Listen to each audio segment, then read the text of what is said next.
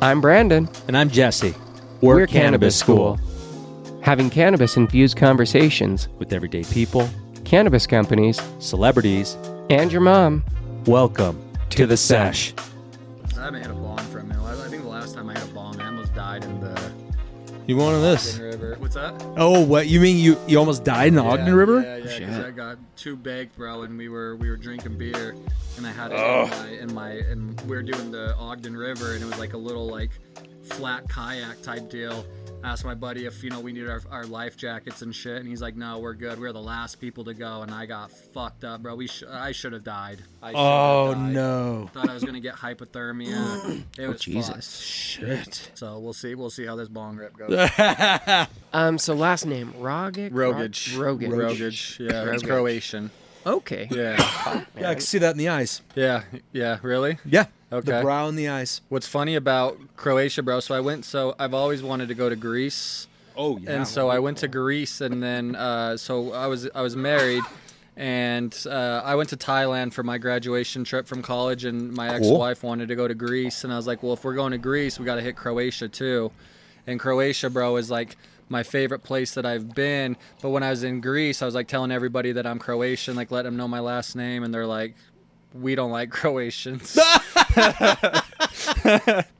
I was just like, fuck, all right. Like, I'm all excited. I'm like 20, probably like 22, 23, maybe 24. All excited, you know what I mean? It's like the second time I've done a big international trip. I'm like thinking I'm going to like become buddies with people out there, and it was not the vibe, and I was just like, all right, cool, like I'll keep my mouth shut. That's crazy. But I liked Croatia better than Greece. I mean, Croatia, yeah, bro, it was. Tell us about that, Croatia. Yeah, Croatia was sick, bro. So we went to Dubrovnik. So it's where they film Game of Thrones. Oh, cool. So they have like all the Game of Thrones stuff, and I'd never seen Game of Thrones, but I just knew that it was popping. You know what I mean? And so, they have the wall that you can be on top of, and there's the water and stuff around it. Holy Clearest shit. water that I've seen, and you can take a gondola up, and then you can look over like all of the harbor. Because I think it was probably like, I don't know what exactly, but I'm sure it was probably something to do with like the pirates and stuff, because that's how it was in Santorini, where you have all the white houses. So they have the white houses on the hill because it was to camouflage them from the pirate ship. Wow. Yeah. That's why That's Greece nuts. is that way. Yeah, because the pirates would raid, and so the houses would be white, so they would, they hide because and the blend in. the Hills are backdrop is white, and so you can't really see it from afar. Ah. And so, but yeah, bro, Santorini was probably the most serene place I've ever been, but Croatia I liked better. Why is that? I don't know, bro. Maybe just the place that I was at. Like, I like being around the water. Like when I went to Athens felt a little bit dirty. I went and saw like the Parthenon and stuff like that. So I think I would appreciate it now since I'm more into art. You know what I mean? We saw the Parthenon, and then went through like the museums and stuff. And I didn't really appreciate it. Like, I feel like I spent a lot of time not being present, if that makes sense. Like, Yeah. it was just like How rushing. old were you? What's Early up? mid-20s? early. Yeah, I was probably like 24. So I graduated in 2016 in college. And I was probably 24, 8 years. 25, something Okay. like that. Yeah. Dude. And I was trying to be present, bro. Like, when I went to Croatia, I remember I was like, I'm not going to take pictures. And now I'm bummed, bro, because I have like one picture of. Oh, man. But it's fun. Dude, I did the For me, same thing that's at the my Navy. favorite. Yeah. I didn't take any pictures. Yeah, bro. I have like a handful. But it was also different. It wasn't like your cell phone at the time, No, right? no, It was I just like was- no. disposables and But stuff. other people were doing it, man. They document their life, and I have such a vivid memory. Yeah. Vivid. You do too. Yeah. Like, I can tell by your artwork, going through it, like, not like everything's supposed to, like, well, no, I'm very firm believer that everything happens for a reason. Absolutely, bro. Absolutely. And I have a very good friend of mine, great artist. I want him to do some more of my work. I want to expand my work. But I've been hesitant on one thing, and that's my left arm is going to do a sleeve. Okay. But starting up top and going down. Okay. And it's a meaningful side for me, but Yeah. I'm like, I got to find the right artist. And your lines, Bro, not only my lines, but I meditate on my designs. You know what I mean? Like No I shit. have a sound chair and I play Solfuego frequencies, and so you're getting the frequency from start to finish. So everything that I do is with intention. Yeah, there's a thing. I use tuning forks when people get tattooed. Like I And use the Palo 639. Santo Yeah, and Palo stuff. Santo. Yeah. He does a very methodical, ritualistic. Yeah, I like- pray. I meditate. Yeah. I use affirmation. I give affirmation cards. I don't tell people I do any of this. Is that stuff, how you know you what I mean? started your? No, bro. art? So there was this girl. Her name's Elysian Art. Super sick. She's in Australia. But one of my clients, she wanted to get a tattoo from her, but she didn't want to go to Australia, and so she was like, "Hey, I want to get this intuitive, intentional tattoo." It was a sternum one, super dope. But I was like, all right, cool. And so then I was looking up the girl, and I saw she offered classes, and so I took a class. I spent like 10 grand on tattoo courses. cool. Yeah, I'm always trying to improve. Always trying to improve. I got tattooed in LA just to go and learn. You know what I mean? Yeah. No, that's so cool because there's a lot of artists that are just like, you know, it becomes, I don't know, it's like the difference of an architect Yep. and a framer. Exactly. It's a tattooer and a tattoo artist. Exactly. Like I don't skip the artist part. Like if you want something from me, it's custom. Yeah. I'm not.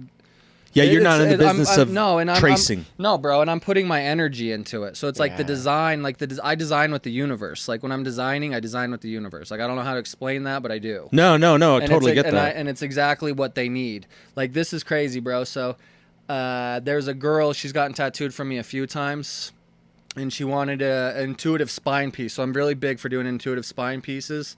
She told me she was having a hard time getting pregnant.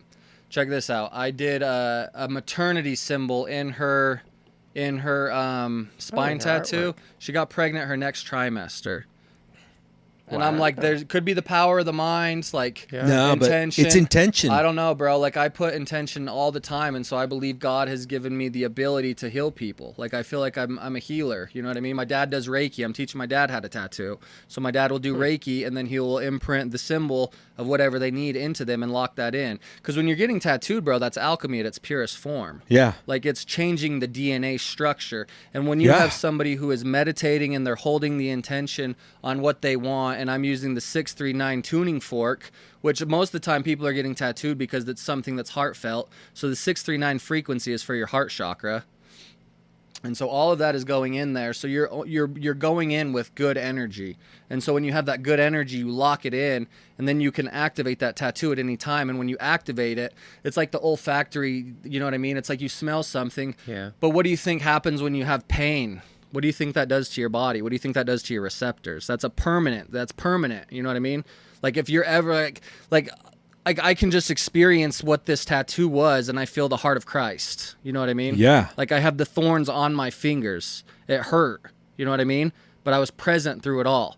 So it's like whenever there's like doubt or anything like that, I can look at my finger and I can activate what was the intention behind getting this tattoo. Yeah, you're placing your mind into an ego state of absolution. So Correct. you're being able to harness everything inside and using the exterior to bend to your will. I love that, man, because it's like, you know, the tattoos, the few that I have, they're meaningful Yep. in their sense, and they still hold meaning. Yep. But then I also see like getting a cover of a tat. I totally get that. I've got kanji on my left arm because What I do was you have? dude, this is funny as Bro, shit. this is going to get weird. Watch. It means wet Bro, burrito. is that love? But like, Shinai. Is that love on your Yeah. left side? Check this out, homie. Shinai. Get the fuck out of here. That Dude! was my first ever tattoo, bro. Dude!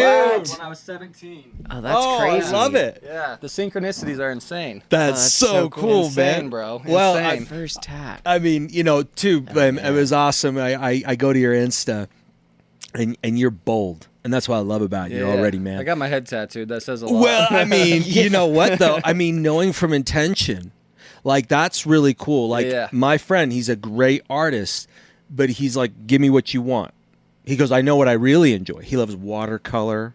he likes horror art because he appreciates that as absolutely. art for Absolutely, himself. yeah. And I mean, you can tell. You look at his works and you're like, oh, that's cool. And then you see his heart in it. Yeah. And That's you're dope. just like, Well, because damn, that's the dude. art. It's the art from the artist. Like, even my cross, when I got it done, I went in and I was like, oh, hey, I just want this basic plain ass cross. Like, and he was like, okay. But then he was like, oh, can I like tweak it? Can I change it? That's what's And I was up. like, yeah, you're the artist. Like, that's the whole point. I'm not an artist. I'll come in and go, here's my idea, but like, I don't know, fuck it, make it your own. Bro, I love hearing that because it's like some people are like, I went in to Colombia because I got this tattoo like 2 weeks ago, and I was Yeah. like, I want a cross on my wrist, on my hand, and he's like, He's like, have you thought about the Sacred Heart? And I was like, what's the Sacred Heart? Yeah. And he's like, oh, you should look it up. He's like, well, the cross, it's gonna bend. The cross ain't gonna bend, bro. I've seen all sorts of people that have crosses on their hand, but it's like, I just trusted the process. I'm like, I'm an intuitive tattooer. I didn't even know what the fuck this dude's work looked like. You know what I mean? And You just felt it. Is swearing okay? Yeah. Oh, okay. fuck yeah. Okay, cool. Yeah. Yeah. So, I love Jesus and I cuss a lot. Dude, we are on the same page, man. Oh, the synchronicities, dude, for sure. Continue. So I had no idea what this dude's work looked like. Because I was literally talking to my homie when we got to Colombia because he got a tattoo me and him met in Costa Rica. He got Pura Vida on his foot, for pure life. And I was like, you know what, like, I'm in this chapter of my life. I just gone through like a separation. I'm in this like new beginning of my life. Like, I'm going to get a tattoo out here. And I was like, I'm really feeling called. Like I started feeling the spirit of Jesus like a week before I got to Colombia. And when I got to Colombia, I felt it heavily. And so I was like, I want to get the cross here. And I was drunk, bro. I was drunk at this point. You know what I mean? I was drunk. I was smoking weed and shit. And I was asking somebody, where's a good tattoo shop? And he's like, right there. And I was like literally across the street. He's like, yep. And I was like, all for a reason. in my mind, I'm like, there's no fucking way. Like, what? Yeah. You know what I mean? And I was like, okay. Where is it? Oh, it's right here. And normally I would have been like, absolutely not. But I was just in this stage of my life where I was just like, you know what? Fuck it. Like, I'm a synchronistic artist. Like, I'm following, all these things that are occurring. And I'm my clients are showing up to me and don't even know what they're getting tattooed. You know what I mean? They just trust it. It's a symbiotic connection between a client and an artist. Like, you have to have that trust. Yeah. And so I went up there, and I was telling him, and I just see this dude, bro. Me and him lock eyes, and I'm like, this is my fucking dude, isn't it? You know what I mean? And they're doing like walk-up tattoos, and I'm like, I've never thought of getting a walk-up tattoo, and I'm like, you know what? Like, let's do a cross on my hands. Like, I've spent a lot of money on my tattoos, but I was like, you know what? Even if this gets fucked up, like, It's meaningful. it's meaningful, and it's in a country, and this is an experience. And I was just like, you know what? Fuck it. Let's do it. And I'm like talking to him, and he talks me out of getting a cross, and he's like, let's do the Sacred Heart. It's like, what's the Sacred Heart? And he's like explaining to me it's basically the heart of Jesus. And I look up the Sacred Heart, and it's like it's forgiveness for sinners. And I was like, oh, fuck, that's the deep. path that I'm on right now. You know what I mean? And I don't even care to look up what his work is. You just on trusted Instagram. it. Yeah, I was just like, and my buddies should be like, are you sure you want to do this? I was like, absolutely. And he didn't have anything that day. He had it the next day. And so my homie's birthday was the next day. He got like a reservation for a table in this like popular club out there. And I was like, well, I'm going to get tattooed, bro. Like, I don't know. Like, my appointment was supposed to be at 4. We ended up getting done with the tattoo at 2 a.m. I don't know how that worked, but it was just what it was. I went and got food, and it was cool because it was like he was designing, I was vibing. Like, it was like, I feel like some people show up to tattoo appointments and it's like, how long is it going to be? It's like, it's going to be 3 hours and 10 minutes. I'm like, fuck, I have no idea, bro. Well, I'm creating this with you. Like, we're creating this together. Like, I was tattooing until 3 a.m. Last week because I was thinking this tattoo was going to be, 3 hours. I charge her for 3 hours and I'm doing like 10 hours of work. You know what I mean? But I'm having fun. Like, for the first time, I'm enjoying myself, you know what I mean? Like, snacking on candy and shit, tattoo until 3 a.m. Yeah. Like, it was a vibe, you know what I mean? Like, I'm like, this is time well spent. Exactly. When did your tattooing go from, like, that skill to almost like that mirror or this vibe connection? Yeah, so going back to that Elysian art girl, so I took her course. So she teaches you how to do it, you know what I mean? And she talks about intention and all the things, and she would do, like, is it sigils where you would like write what the word is and then you would create an image from it? Oh, maybe. I think it's a sigil. Okay. I haven't done that, but what I would do is I would literally just design with the universe, because I would set with like the intention. I would ask people what they were feeling, you know what I mean? And she was just like, you have complete freedom. And so I'm like, okay, like what's your story? Okay. So I think we did like butterfly wings or something. And it's like, I explained, I'm like, okay, the butterfly wings are for transformation. This is what you're going through right now. Here's some alchemical symbols, why we put these in here. Here's some Viking runes. This is why we put this in there. You know what I mean? Like whatever somebody like wants as far as their intention goes. And after I did this tattoo, I was like, because I started getting a little bit into spirituality when I first started tattooing. That's when I got into crystals and all that sort of stuff. And so it's like it's been calling me for a hot minute, you know what I mean? And I feel like this is what like my calling is to heal people through art. But I get to do art because that was what I was passionate about when I was a kid. And I could talk for fucking ever, bro. So like if you No, dude, you do it. Do it. No, this is awesome. I got crazy ADHD, so I can just go. And Brandon's been dealing with this for like fucking ever, dude. This is what our show is. Welcome to this it. is me. I'm always just like going up, and then it'll pull him in. Okay. So this is the perfect rabbit can we hole. Smoke some more of that, dude. For sure. Smoke all you want. There's a whole bunch more. Yeah, bro. We're Cannabis infused conversations. Man. Right by your lighter. Yeah, I really appreciate. I mean, man, the synchronicities on this, man. So when you were a kid, I was doing some research. You did like art was a passion. Yeah, you used to do like hours of art all the time. Yeah, so when I was in junior high, I've actually talked about this story a few times lately, so it's crazy. You should put your mic in just to scope. Oh shit, you're good. Just when you're actually recording him. Yeah. So when I was a kid, I would do. I would have an art class in junior high, and my art teacher was good, bro. Like, he was really fucking good, and I was, like, in art class with some, like, Picassos in junior high, you know what I mean? I would be drawing, like, 4 hours a day, trying to just perfect this one thing, and for whatever reason, my brain just couldn't, like, get it. Like, the best I could do was, like, a B+. I remember I got an A- one time, and that discouraged the fuck out of me, because it's like, I never got to be in the display case. My friends were getting into the display case, and I'm like, this is bullshit. Like, I'm putting in so much work. Yeah, and I was so passionate about it. I'm like, maybe I'm just not good at it. You know what I mean? Yeah. And so then it would turn to like, soul was there. Yeah. And I was passionate as fuck. Like, I loved it. You know what I mean? And then it was like, then football and girls and shit like that became more important. High school. Then I started smoking weed. And then when COVID happened, I was 28 years old, and I was like, okay, like I was working for a company doing I was selling a transportation software to Fortune 500 companies. So I just sold a multi-million-dollar deal to Johnson & Johnson, and I was going to, like, at this point I was just like, okay, like, what else do I do? It was COVID. I wasn't really having to work. Yeah. I was playing video games, and I became depressed. And I was like, I'm on the verge of making multiple six figures, and I'm not happy. What did I like doing when I was a kid? And so then I just I started drawing a little bit, like the year prior, like just a little bit. But it never like caught my interest until I was like, what did I like doing when I was a kid? And then that's when it sparked the interest of tattooing. And I was married at the time, and my ex-wife, she wanted to do microblading. And so we set up a studio in our house in the basement to do microblading. And I was like, how are you going to get your clients? And she's like, Instagram.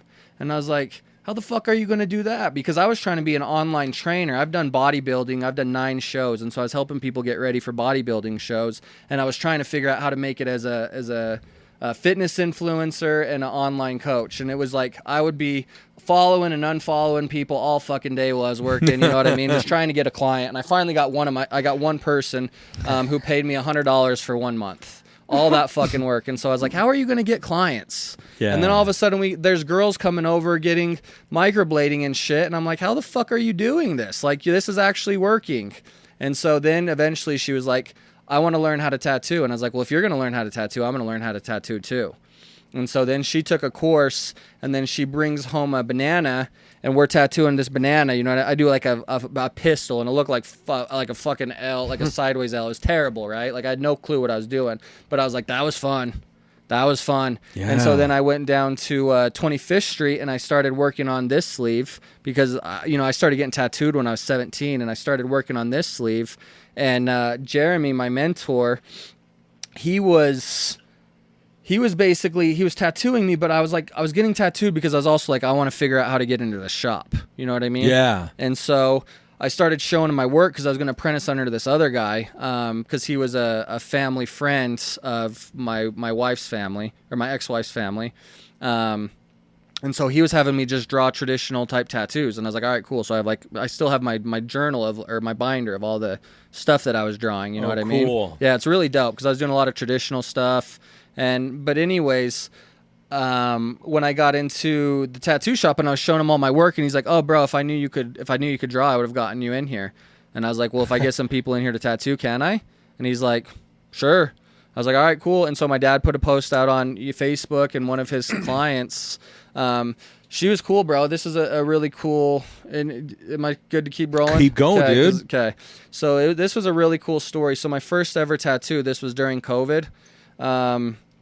And this girl was like, the shop was trying to figure out like what to do. Like, so we were like, doing temperature checks for everybody, having to wear masks, all that stuff. And I was never wanting to wear masks, but I was, abiding by it. And this girl tells me, by the way, I read lips. And I was like, okay. Cool. Like, cool.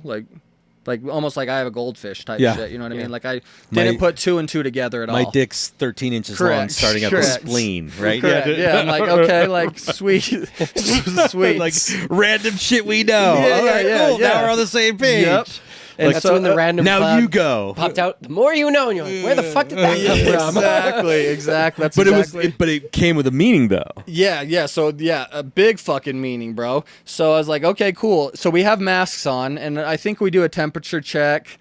And I think I probably was talking to her, but I wasn't like really thinking. Like I was fucking nervous, bro. This is my first ever tattoo, first ever one, and I'm doing it behind the ear. Behind the ear is a terrible place to do your first tattoo. That sounds painful. I had no supervision, and I was doing it with a coil machine. And so it was loud as fuck, you know what I mean?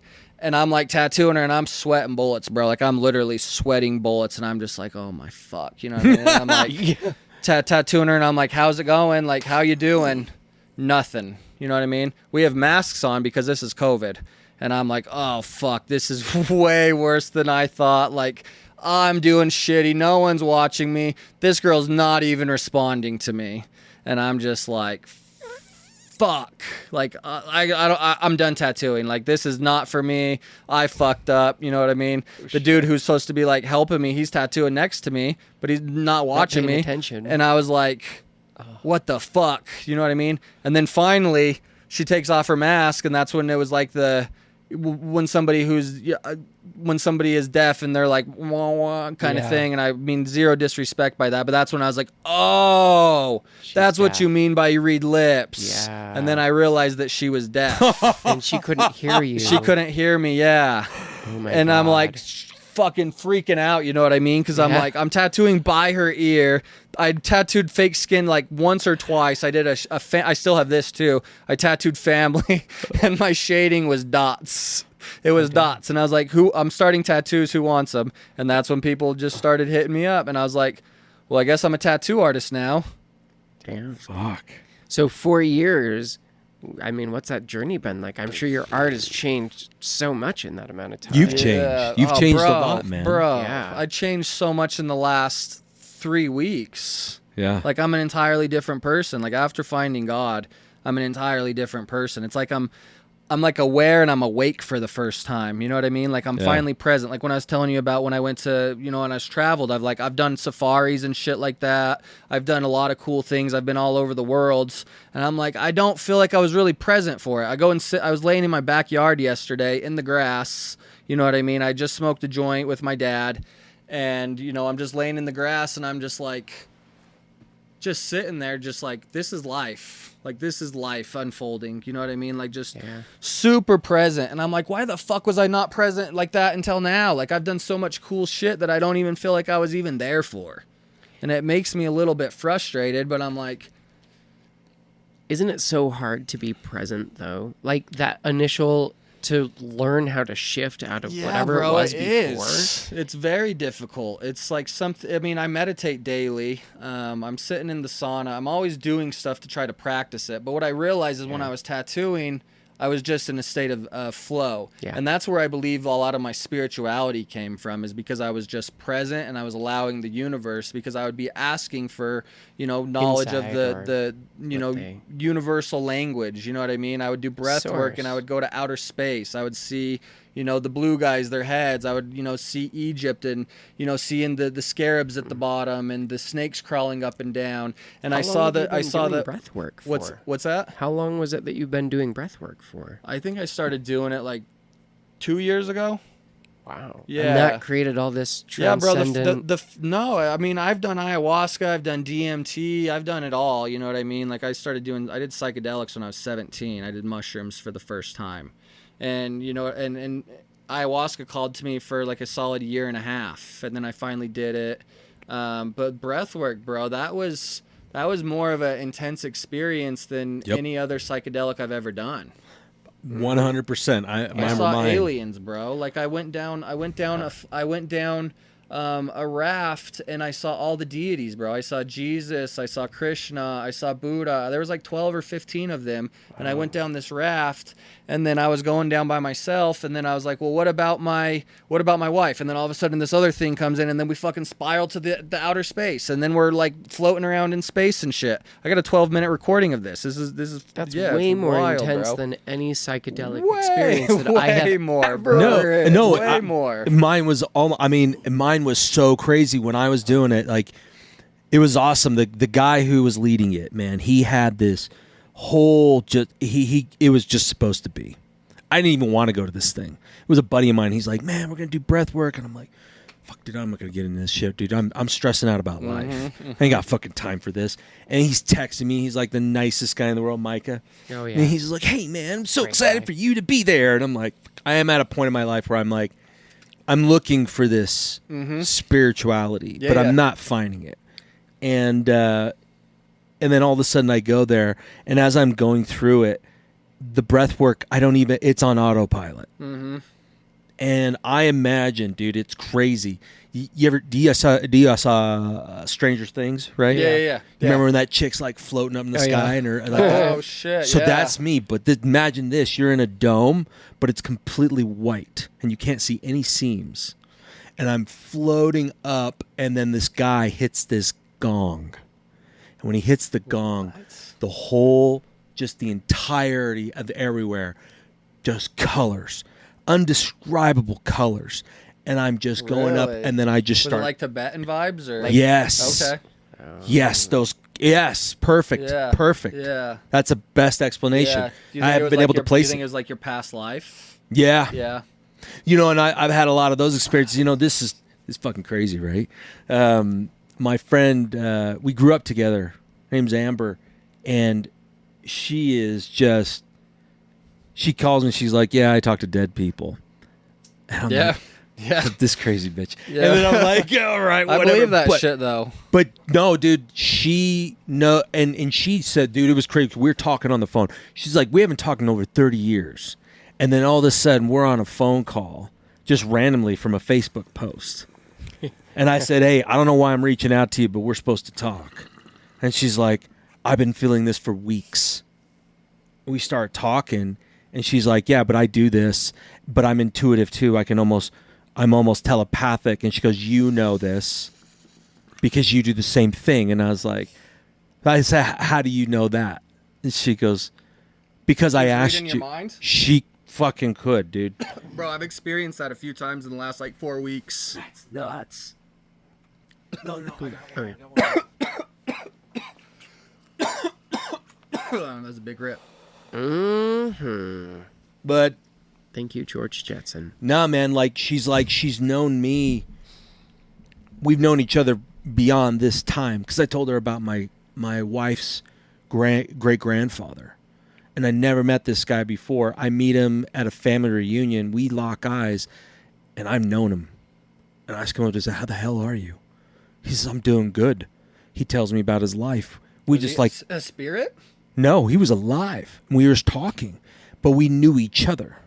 Like you could just sense it. from a past life. Okay. So We do you know knew- about like soul contracts and all that stuff? No. No? That's new. So the movie Soul, bro. Are you a Disney fan? Oh yeah. Yeah. So Okay. I love Disney, bro. That's what's all over my Crocs. But Yeah, Soul, it's cool. So Disney's very woke. So Soul, bro. So Soul talks about your soul contract. So before you come to Earth School, that's what Earth is, right? Earth Right. School. You want to evolve your soul just like humans want to evolve. Souls also want to evolve, right? And so it's like, okay, I want to go and work on self-forgiveness level 10 because you've done life a lot of times. Yes. If you believe in reincarnation. And so then you come back and you're like, okay, I want to get level 10 self-forgiveness. Okay, you have to find somebody who also wants that match of whatever the opposition is. So I want a level 10 compassion, whatever, right? So they make this soul contract, and this is why you have crazy shit that happens. And this may sound really fucked up, but it's like if somebody's driving and somebody hits them and they were a drunk driver, boom, that person dies, or this person may die, and it's like this person's parent could be the person who signed the contract of I want forgiveness, and this person they're the one that kills them, and then that person, whatever that contract is, that's something that they agreed to, knowing what is about to take place on Earth. You know what I mean? Like if I like. The chosen ones, you know what I mean? Like people, the 144,000, like the fallen angels, right? Those ones are the ones who are like, I know what this world is about to become. Look what we're experiencing, bro. Look at the AI. Look at it. I mean, we're in a spiritual warfare. Like that's what's going on. And you have the chosen ones who was like, I know what world this life is going to be. I'm going to come down, and then you start experiencing Christ consciousness. Have you read The Untethered Soul? Yeah, I have read The Untethered Soul. Have you read The Kabbalion? No, it's in my list of to do. Bro, so the reads. Kabbalion will find you when you're meant to be, when it's supposed to find you, because it's from the three Hermetics. Okay. So Okay. it goes into Yeah. I think it's from the Kabbalah, but it's basically the universal laws, or the laws of the universe. There's 8 of them. Okay. That's where you get the term as above, so below. Okay. Yeah. So your thoughts become your reality. And so it's like we're co-creating as we're existing. Yeah. You know what I mean? And so it's like some people are asleep, and that's like why this system is designed to keep you asleep. And then it's like the people who are more aware, it's like we're creating the system. You know what I mean? Yeah. Well, we're creating versus we are if creating. you're sleeping, you're not. And that's what I learned when I did ayahuasca is we're creators, and so we came to Earth School to learn how to create. And so now once you tap into that frequency, then you start creating with the universe. Well, or source, or that's that.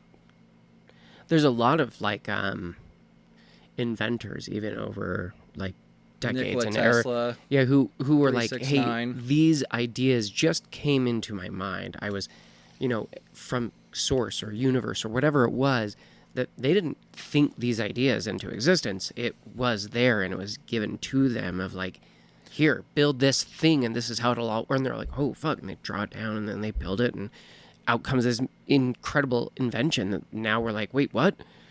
Where in did the that fuck come did... from? Exactly. But yet they're like, oh, yeah, no, I just had this hallucination or this vision or this, source Meanwhile, came they to dropped me. acid. You know You're what I right, mean? yeah. Then the trees talk to them. Yep. And Oh, the I dropped 3 shamans, tabs, and The trees talk to them, and they learn how to make now we got a ayahuasca. telephone. Like, It makes no fucking sense. Yeah. None of it. That makes no sense. Well, and the Sensa too, man. Like I constantly have this thought, because I mean, we've gone into like disasterism and all that other shit that goes on, like people thinking that Armageddon, but absolutely, where I think this has been done so many times. Everything right now, just on a different plane of existence. Yep. And it just keeps happening over and over. But when you talk about like Christ, like it totally, like I'd say about 8-9 months ago, man, I just started hearing this, like, hear my words, hear Christ my words, consciousness, bro. hear my I got words. A crazy fucking story about that. So I was in the gym, and I started meeting some really cool people in the sauna. I feel like the sauna is like the meeting place of like people who are For like sure. collective minds. collective minds, because it's like you're in there trying to get better. It's like you're there because, like, why are you in the sauna? Like, if you think, like, why is somebody in the sauna? Yeah. They're going through some shit. I was in there because I was going through a fucking herniated disc. Like, that was like my exercise. You know what I mean? Like, I couldn't work out because I would overdo it in the gym. And so me being in the sauna was like, I would do that shit 2 times a day. Like, that was like my workout. And like, you start meeting cool people in there because it's like, well, we're in the sauna, like nobody's listening to music because it's like everyone's being present. They're trying to meditate, or they're just like 120 degrees. Yeah. And so you're just in there and you're like, and I see this dude with a crystal and I'm like, I like your crystal. You know what I mean? Like, Yeah. what does it mean? Because at this point I'm like really starting to learn about crystals, starting to understand the meanings behind them and everything like that. And you know, he's telling me, and he's talking, bro, and I'm like, are you Jesus? He had long hair, all this stuff, and I was like, are you Jesus? Like, I feel like you could be Jesus. And he's like, no, but I'm really close. And he goes on to tell me he got trained by a 9th dimensional being. He was on the verge of killing himself and got trained by a 9th dimensional being. And I was like, are you sure you're not Jesus? And he's like, no, bro, but I'm really close to him. And I was like, okay. And I was like, I just got this medallion in Mexico. I spent $2,000 on it. And I didn't have $2,000 to spend, but I felt like I needed to get this. And I was like, can you put Christ consciousness in there? And he's like, what's it made out of? I'm like, it's gold. And he's like, yeah, I could do that. And he puts it in his hand, bro, because he got given, I think it's the 2 keys or the keys. He got the keys from Jesus. There's some keys The keys from Enoch and stuff. Like so basically gave him the power to like give the keys to people. Yeah. Because it's Christ consciousness. Correct. That's what he gave the apostles. When I'm telling you this, bro, this is like really like getting my brain like, holy fuck, this really happens. Yeah. You know what I mean? Yeah. And so he puts the Christ consciousness in here. And I'm like, okay, cool. And like I can't remember what happened, but I was going through all of my shit and I basically had nowhere to go. And this dude who I met in the gym was like, you can come over. And he's like, I got cats. You know what I mean? And I'm like, I fucking love cats. But it's like he had like 5 cats. And then he does something. He gave me this like stuff. He's like, if you want to open your third eye more, take this. And we smoked and he was like doing all this shit. And I'm like, but I come to realize, I'm like, all of this has led up to exactly this moment. You know what I mean? Yep. It's like now I get to spread the word of Jesus. I get to do all the things. And it was like all of this was meant to come together. And it's like when you realize like shit starts lining up because there's like, I've seen this fucking life 4 years ago, bro. I saw this fucking life. Now I'm back in my parents' basement and I'm like, did any of this even fucking happen? Like I was driving through my neighborhood, bro. And I'm like looking at my old shit and I'm like, bro, I was so happy when things were more simple. When it was more fucking simple. Because it's like I did all the fancy shit. You know what I mean? I had the house on the hill, the fucking car, all that shit, bro. And I was in there and I was just like, this is what life is, bro. Like not being stressed the fuck out. None like, of that I was shit like, matters. None of it matters, bro. None of it matters. Yeah, money's a prison. It is, bro. Yeah. And it's like money gives you more freedom, but it's like you don't need it. You can do, like I was at the fucking I was going to tattoo one of my clients and she canceled on me and I was like, all right, well, what am I going to do? I have no money. I just went through a separation. I have no money. I'm like, I probably had like $50, maybe $50. And I was like, I'm going to go get some food. You know what I mean? And I get 2 salads, bro. I get 2 salads because I'm like, I'm kind of hungry. Like I had just barely been able to start like kind of like doing stuff for myself again and take care of my body. I was finally able to buy food. I was in like when I was in relationships, I had no money. I fucking burnt my whole career to the ground. You know what I mean? And I was able to finally get some salad and I get 2 of them and I get an apple and I think I get a protein shake. And I go and I sit because I'm like, well, what am I going to do? I don't know where to go. And so I go and I sit down. I'm going to get choked up, bro. Fuck. It's okay. I cry on the show all the time. Do you? Yep. So I go and I sit down and I'm eating, bro. And I see this dude next to me. And I'm like, you know what? Why is he sitting there? And I go over there and I'm talking to him. And I'm just like, you know what's going on? Because I thought he was a guy that I talked to earlier at the grocery store. He was just cool. And I'm like, oh, this dude's homeless. And I'm just like, you know, like, what you up to? Like, just talking to him, you know what I mean? Just talking to him like a fucking human.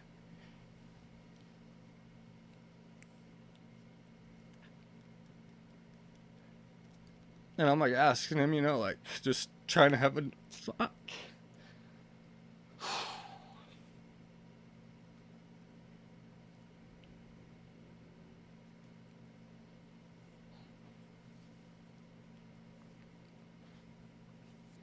Trying to just have a normal conversation with him, and I'm like, in my mind, I'm like,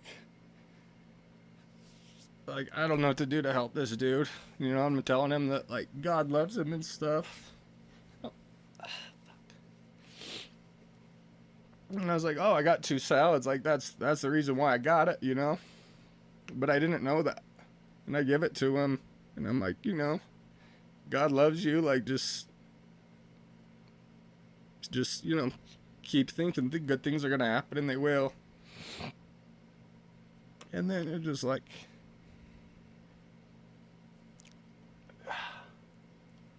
You guys can talk for a minute, man. I'm fucked up. No, it's good, man. You know, I can understand that because it's these people are placed in your life on purpose.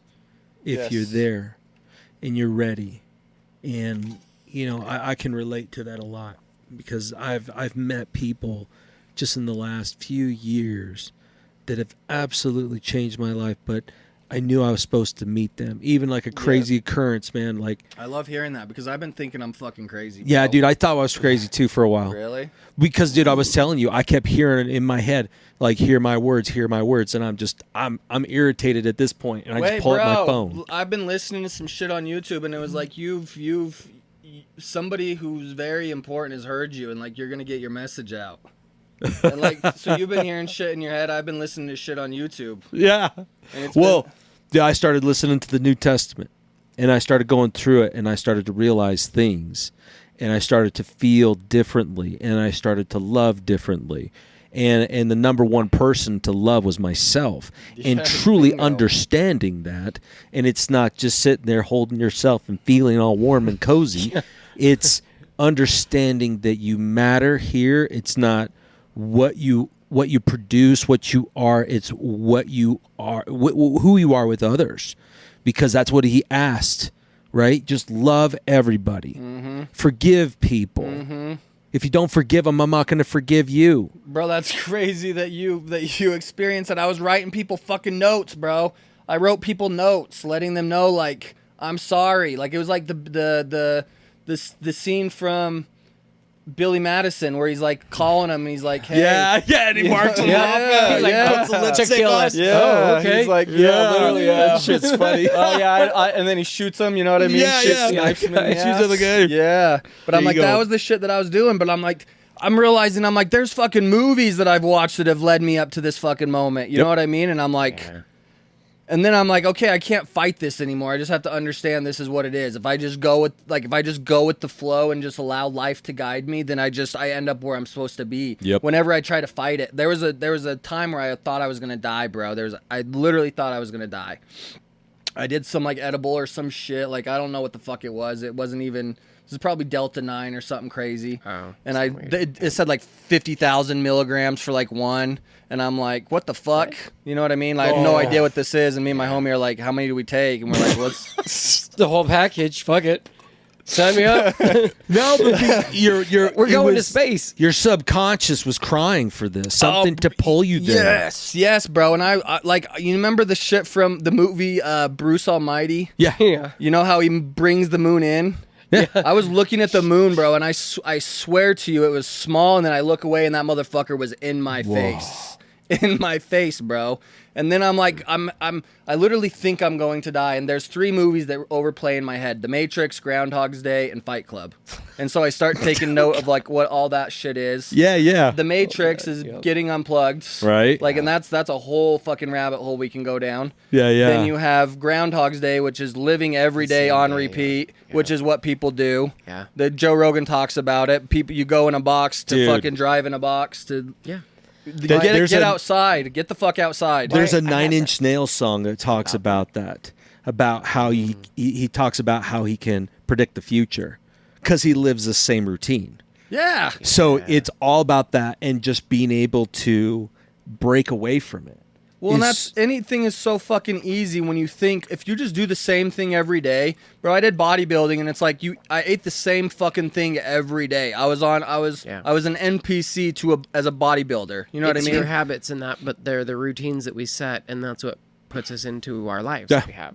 You're in your bulk Change phase that. when you're cutting back and you're being a caloric deficit. So the whole time you're just like, you just go into autopilot. Yep. It's not, you don't bitch and complain about it. You're like, this is what I eat now.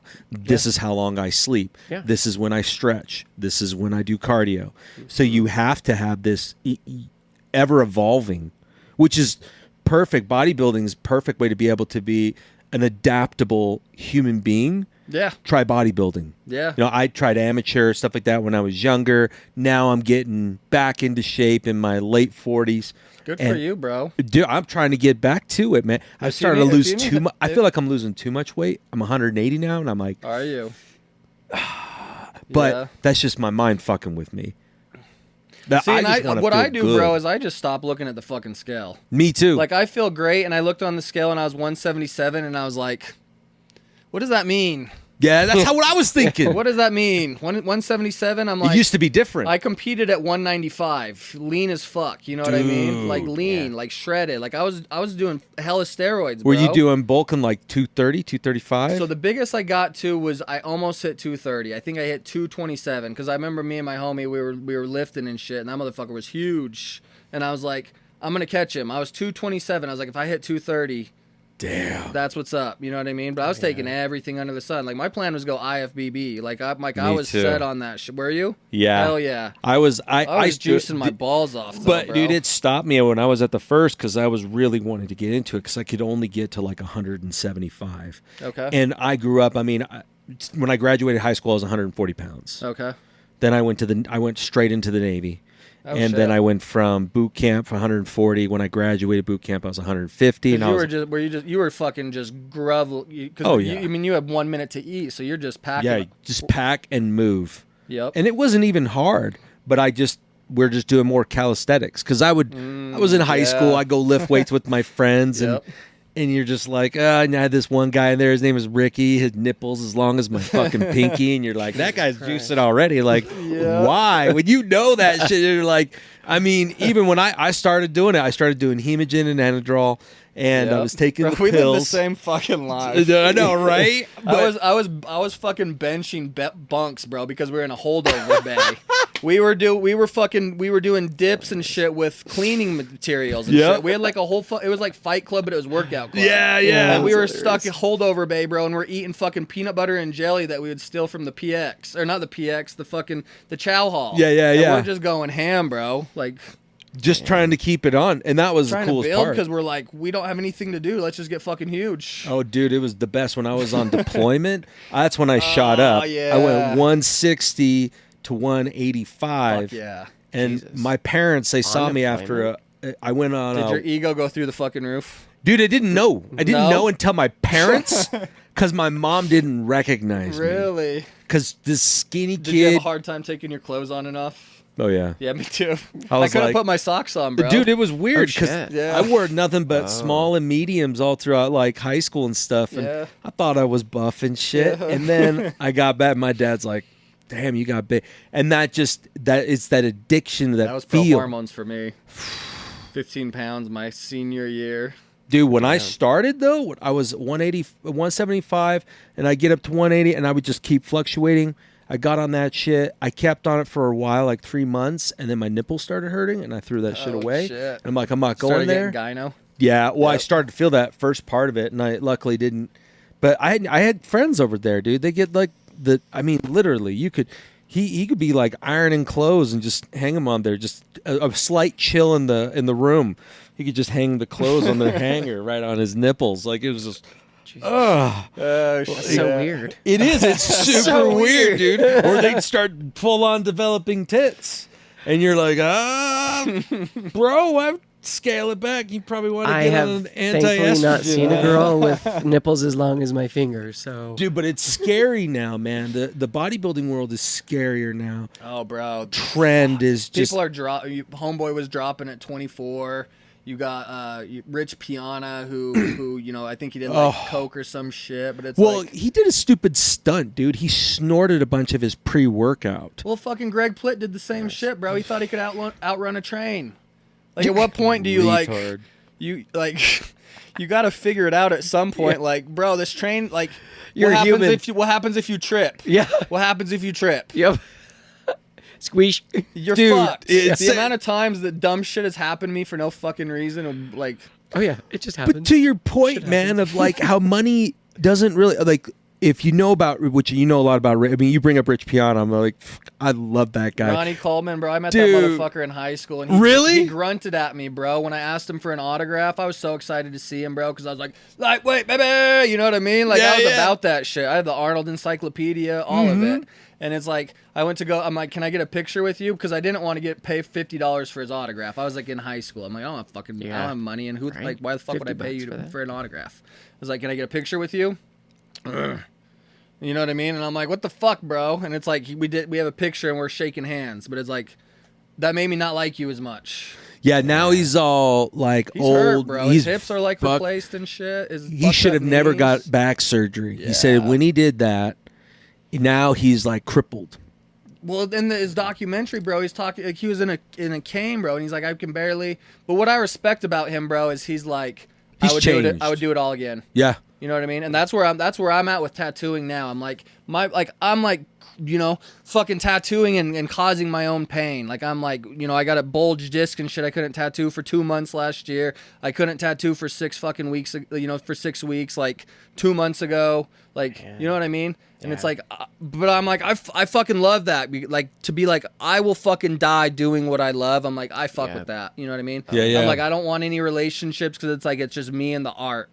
Me, the art, and just vibing, you know what I mean? Just going with the flow. And it's like, I can travel anywhere in the world that I want, and I can go and tattoo. Like, I literally, like, my tattoo machine is like a magic stick, bro. And it's like, me and my fucking tattoo machine, like, we're gonna do unbelievable things, because it's like, I'm so fucking driven to the art. Like, it's Harry Potter, bro. It's the fucking it's the magic. Wand, you know what I mean? Well, no, it creates union, it creates stability. Bro, when I was in Colombia, sustenance. they created their own like separation from the cartel, because I was in Comuna 13.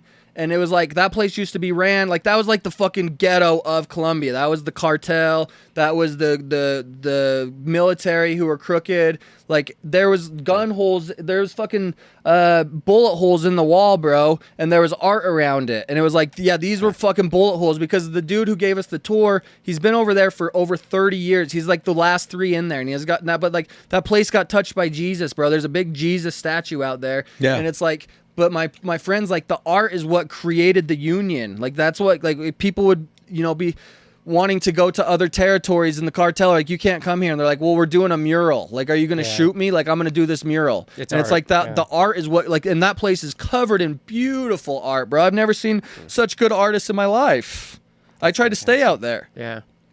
I have a spot reserved it's going to be dope, bro, because I have a spot reserved where I get to do the Sacred Heart as you're walking into Comuna 13. Comuna 13 is like now it's the heart of Medellin. You know what I mean? Yeah. Like, that's the Mecca. I was going to wear the shirt. I was going to wear the Comuna 13 shirt, but then I was just like, well, I'm in a fucking hurry. And I'm like, I love Jordan Clarkson and I love the Jazz, so I'm going to represent. Yeah, fuck But yeah. it's like, but I'm like, you know, I'm going to do a cool mural of the Sacred Heart as you're walking in there, because I'm like, I feel like Jesus is like, this is a place that you're here to help these people. You're here to do something, and I feel very called to be there. And so I'm gonna go back out there in October. But it's like, shit just starts lining up, and it's like, I don't even know where I was going with that. But. No, dude, you're good, man. Going with the vibe, man. I love it, because you know, there's so many connections on that, man. I mean, seriously, especially on that spirituality, where it's not necessarily something that's driving towards what people may perceive as truth. Yep. It's just knowing. And there's a big difference, right? When you look out at a beautiful nature scene, you're just there. Yep. There's no truth in it.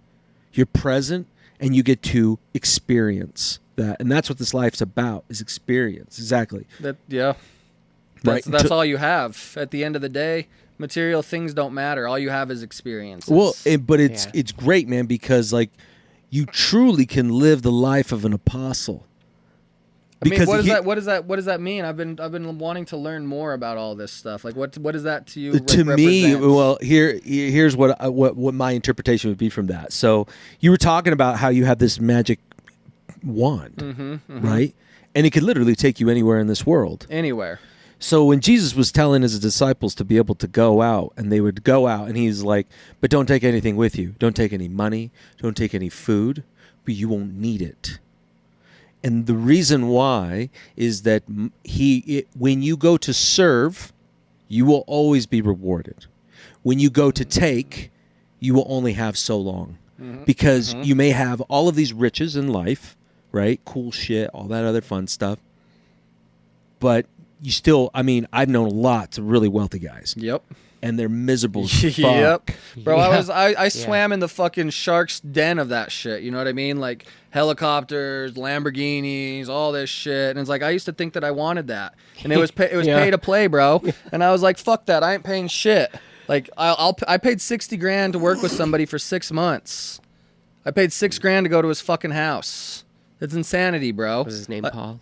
But it's like I understand how it like played out, because it's like you had to create your own type of like environment. So it's like, okay, I'm gonna figure out how to get people to be surrounded by other wealthy people. If it's pay to play, then it's like you understand the game, you understand how it works. And I'm like, I understand it. I could have taken a shortcut to success, but I'm like, I want to figure out my own path. You know what I mean? And so it's like, I want to figure out how to do this the right way, because I was so fucking lost in the clouds, bro. Like Kanye West, like I'm like, I understand what he went through, because I lost my fucking mind. You know what I mean? Yeah. Like I was egoic as fuck, and I didn't even know. Like I felt like I always had good intentions, but I realized that I was chasing money, I was chasing fame, I was chasing all that shit because I saw it. But it was like I was just manifesting exactly like what I needed to go through to understand how to unlearn all of that and let God guide me the right way.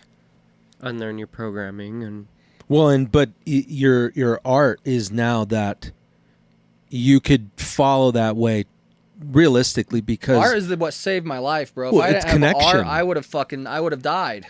I barely fucking survived these last 2 years, bro. I went through a divorce. I was in a relationship. I was talking about how I was going to be a fitness influencer. Then all of a sudden I'm hanging out with Andy Frisell at the First Form headquarters. The girl that I'm dating is a UFC chick or an MMA fighter. And it's like I went through a breakup for that because I was thinking about my ex-wife. And so we manifested a breakup. So it's like, and then I go and I'm asking to find my soulmate. And then I fucking meet this girl. And I'm like so like hooked on her, you know what I mean? I proposed to her in 14 weeks. Or no, 4 weeks, bro. 4 fucking weeks. Did you go to BYU? In Clearwater, bro. No, I have a fucking head tattoo. But I feel like I live that same vibe. I'm like, why do I get so fucking attached to people? And I'm telling everybody what I'm going to do, and people are not believing me. And I'm like, I'm so fucking stuck on my vision that it's like, are you going to choose yourself, or are you going to fucking let somebody like lower your light? Are you going to let somebody dim you the fuck down? And it's like, no, you know what? Fuck that. I'm going to choose me for the first time in my life. Yeah, it's the meaning behind it. I mean, the rise of the Phoenix, bro. I saw that. Like that's what the era that we're in right now, is it not? Dude. Get out of here, bro. Get the fuck out of here. I got wings on my phone in Colombia. It was the rise of the Phoenix. Crazy, and like dude. the amount of people that have been reaching out to get Phoenix. I'm like, that's the fucking era. Like we're in the era of no more we're not tolerating bullshit anymore. No, we got to burn it down Yeah, and rise fuck above yeah, it. bro. Yeah. Fuck Yeah, yeah. I got that in Australia when I was 18. Bro, that's the company I just started working with. They're the number one aftercare company in all of Australia. And there's 5 of us that are helping them bring it to the U.S. Isn't that crazy as fuck, bro? That's nuts. Right?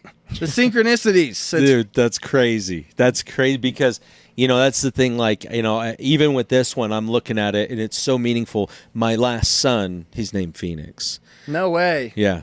Bro, the girl that I was just with, the house, bro, one of the people in the house was named Phoenix. No, it's their friend. It's their friend, bro. Their friend's kid's name's Phoenix. That's crazy, dude. Yeah. Yeah, I'm at this point where I'm just like, I want to add. I'm gonna not cover it, but I'm gonna add to it to evolve it to the next stage because I am at this Bro, let me run awakening. with that. All right, run man. with that. Yeah. You could do some sacred geometry or some shit behind it. Well, and you know what? Like, I really love that because it's defining, right, the framer to the architect, because the architect sees deeper into it. What's the meaning? What's the support? What's the structure for this? What's the purpose of this design? Not just like, hey, can you put Mickey Mouse on me? Tell me about Mickey Mouse. Yes, bingo, bro. We're doing a show called Inked with Purpose, and it's all about. So we're gonna pitch it to. Oh, maybe don't put that part in. Yeah, We can But we're just beep it. Yeah. That'd be cool because then people are like, what the fuck is that? Yeah, beep it. Yeah. but no. So like, I went out to Vancouver on my own dime to go and shoot. You know, and we're shooting a trailer for Inked with Purpose, and so it's like we're basically taking the message of what tattoo artists are doing with like what is the reason behind the tattoo, but it's like that could be linked with anything. Like my homie, he's got a game that's called On Purpose. Like he's the purpose guy. He's got and it's like talking about how you become like more connected with people. It's like real fucking questions, like how we're having these conversations. It's like people need to be having these conversations on the daily, not asking about how their fucking food is, how the real fucking conversations. Real conversations, bro. I've been on the planes and shit, and I'm like talking. I'm talking to a dude who's 81 years old today, who was in the military doing howitzer missiles, and he was talking about how he was 91 or like a fucking. Yeah, like 91 pounds or some shit crazy. And he's like 81 years old, and him and his wife are still kicking it. And he's like, my birthday's tomorrow. And I'm like, are you a Leo? He's like, yeah. And it's like, bro, like, these conversations, like, just have a fucking conversation with a human. Yeah, but we're starting to see that more and more where people are reaching, they're looking for artificial ways to do that. Like, here's a really funny statistic. There's some weird shit with that. Oh, dude, like, I had this buddy of mine, he's in the e-commerce space, and he's like, hey, man, it'd be really cool if I could sell on this platform, but I don't know if I can. I'm like, why did you say this platform? What the fuck are you talking about? And he goes, Roblox. And I'm like, what the fuck? And he goes, yeah, you can now sell your products on Roblox, and you can buy it with Robux. So I could sell my tattoos on there? Probably. As art, and they could put that tattoo Well, people have been asking about on their character in Roblox. So you can go, that here's would be my dope, art. bro. But they can buy it through there. You can set up on a Shopify. Okay. But what you do is you set up an environment. You can adjust the age range, so you're only hyper-targeting, but you set up an environment. So, that's tight. For example, my buddy has this company called Cherished Emblems. He has these little emblems for those who are doing, like, remembrance, and it has, like... you put ashes of the dead person or your animal or you whatever. put ashes in these, and they're all there. And I had been pushing them. I'm like, you need to have stories about every single one of these. Yeah, for sure. To pull it in, what it means. And I'm like, and he has thousands of reviews, but I'm just like, man, it'd be great to do it. You set up a sanctuary of remembrance, and it's just for people to be able to go in there and they can interact and talk with each other, and it's a safe space and have it all. And he's like, oh, that sounds like too much work. And I said, no, that's perfect, because you're giving somebody something like that. But the one thing that makes me laugh about it is that the age group is who's involved in that. Everybody thinks Roblox, it's a bunch of little kids, but the growth is from 18 to 35. Yeah. Because they want to connect. My youngest keeps realizing that because she's 13. She's like, cool, I was playing Roblox, and this person was like, in their 30s or in their 20s or this. I'm like, what that? Like, and you'd automatically think they're cool, kitty touchers. No, they're trying to go to a child. No, they're not, though. What it is you can see where there's a breaking point in sociology, like with people and their cultures and their subcultures. When you get to the top point where you really don't have to work hard for anything, you start to see a regression in some part of society. And when you start seeing these people where they're just like, they've been given artificial connection for so long, multiplayer games or Zoom calls, whatever, but nothing beats You think this. that's what it is, though? Yeah. Just for me, bro, like for me, what I hear from that is, so right now I'm going through basically like healing my inner child. Yeah. So like I'm playing with, like, me and my dad are doing Legos together. Cool. Like, I'm getting back into Pokemon cards. I'm getting into Yu-Gi-Oh. I'm getting into Magic the Gathering. Like, I'm getting into Dungeons and Dragons. I'm getting into karaoke. Like, I'm healing my inner child. So it's like, I think of Minecraft, and I'm like, or Roblox or whatever, and it's like, okay, like, why? Like, I was hanging out with you know, the little 5-year-old, the little 3-year-old in my last relationships. And like I was like a fan of Bluey and shit, and I'm like, fuck, I would watch. That's Bluey a funny ass now, show, you know dude. What I mean, like I don't even have to have kids, and I would fuck with Bluey. You know what I mean? Got good important lessons, man. It Yep, really does. yep. No It's judgment, good, love bro. people. It's like, yeah, it's fucking good. I'm like, this I love is that God show. talking to me through Bluey. You know what I mean? Like I could hear that. To be a child. Yes, bingo. Like I love Disney, bro. I'll tell you the 2 collaborations that I would do, bro. Lego, I would have them have like a head tattoo, so I'd have like Inked Era fucking signature fucking guy. Yeah. But it would be a tattoo thing, right? So it would be if you're listening to this, Lego, I'll give you my pitch right now. Yeah. So you have like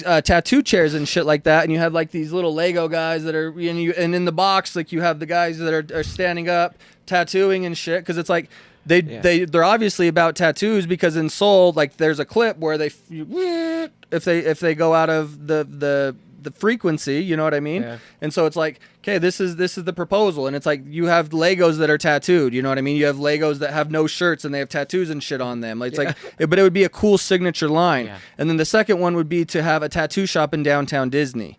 Because it's like people would eat that shit up. Like I remember there was a video that was on TikTok that was going viral because they were talking about having a tattoo shop in downtown Disney. I was like, fuck, they beat me to it. Yeah. And it was a joke. You know what I mean? That's and not like, a joke. That'd be people would eat it up, bro. You know how yeah. many cool Disney tattoos I've done? Endless. Disney floral, It'd be bro. huge, yeah. Yeah, and I would come in there I would come in there a couple times, like, I don't know, a month or something like that, because I love Disney. I got season passes. And they could just have rotating artists. They truly could. And I could bring people from all over the world. Bro, I was helping this kid from Kenya, you know what I mean? I gave him some assignments to be able to be like, if you do this, like, I will help you, you know what I mean? And I was like, I'm going to count down from, like, I gave him these assignments. It was like, I feel like I'm in the Matrix right now, because I'm like, will you seize the moment? Because I had to fucking seize the moment when I got fired from my job. I left $80,000 on the table to go all in on tattooing. You know what I mean? So I'm like, this is your fucking moment, bro. Like, seize this shit. Like, I will fucking help you. And I gave him some homework, and it's like, bro, once you do the homework, like, we'll go to the next level. But it's like, if I have a tattoo shop, I'm like, I can create opportunities for people all over the world. Like, I'm talking to a dude from Germany right now, and I'm like, let me try to help you get to the U.S. Like, let me help you. Like, I created a high-ticket program to help tattoo artists learn how to grow and scale their business, like what I've done. You know what I mean? No shit. I'm working with somebody right now because I had the wrong pitch, because I was pitching to them like, hey, you guys can make $25,000 a month working 2 days a week. And I'm like, and then I post that shit on Facebook, and people are like, fuck you, bro. Like, why were you wanting to make money? Like, you're ripping people off. And I'm like, how the fuck am I ripping anybody off just because I put a lot of time and effort into my work and I charge a premium price that's ripping someone off? I'm like, fuck that. So I teach tattoo artists how to do that shit. But I'm like, what I realize is I'm like, some people may just want to learn how to do exactly the art they want to do, and they want to book out, you know, book 2 times per year in 24 hours, and you book out 4 months. I can teach people how to do that shit. So it's like I'm learning how to roll that out. But I didn't have the proper back end. So I hired a team, and these guys help, you know, people with hundreds of thousands of followers. That's cool. Make like $100. I'm like, can I make $100,000 a month? They're like, yeah. And I was like, bet. Then I can just tattoo like for fun, because I don't even have to really about working making money. Is that based off your following? What's that? Is that based off the following? No, bro. He was helping somebody that was doing rock climbing make $60,000 a month. They probably had like 3,000 followers. I have no fucking clue. Holy shit. But it's like a rock climbing instructor. How do you make $60,000 a month as a rock climbing instructor? You know how many tattoo artists there are out there, bro? Yeah. Just in Ogden alone, there's 50 shops. Each shop has anywhere from 5 to 10 artists. That's a fuck ton. That's in one. That's a one zip code. That's nuts. One zip code. You figure out how to help tattoo artists, because a lot of tattoo artists are so fucking, they have a scarce mindset. They have a very scarce mindset because they didn't come in as entrepreneurs. I came in as an entrepreneur. I learned how business worked. I learned how marketing. I learned how sales. I've been being an entrepreneur since I was like 15 years old, bro. Like I was bred for this shit. And I'm like, I can teach you guys. And it's like, I don't know what else I can say. You know what I mean? Like, what else can I tell you guys to be like, dude, I know what the fuck I'm doing. Yeah, well, I mean, you know, and that I totally, completely understand that. I was working with a good friend of mine, and he was just the manager. He was just managing the shop. The owner was in jail in Colorado. He decided to come through Colorado, had a warrant for his arrest for some old drug charge, gets pulled over, and they're like, oh, man. No, you're going to jail. Yeah. For years. And so he must have done some fucked up things. But he leaves my buddy, who worked for me years ago, and he works. My buddy works for him, running everything. He's like, I don't know what to fucking do. And I was trying to help him. I was like, well, let me help you get your website built. Let me help you with here. And he goes, all right, but I got to ask him because he's the one that has to sign off on all of it. And I said, he's not fucking here. You're making all the money. What do? You make money here and you send it to him there? Mm-hmm. He's like, yeah. How much do you get? And he tells me the numbers. And I'm like, you are either the dumbest guy or the nicest guy.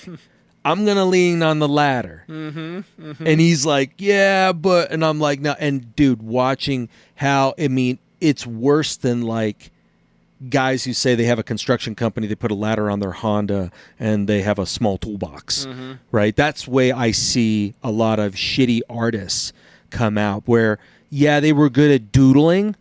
They did a bunch of melons and they're doing banana skin, they're doing mm-hmm, pig skin, mm-hmm. and they're like, yeah, I'm getting into it.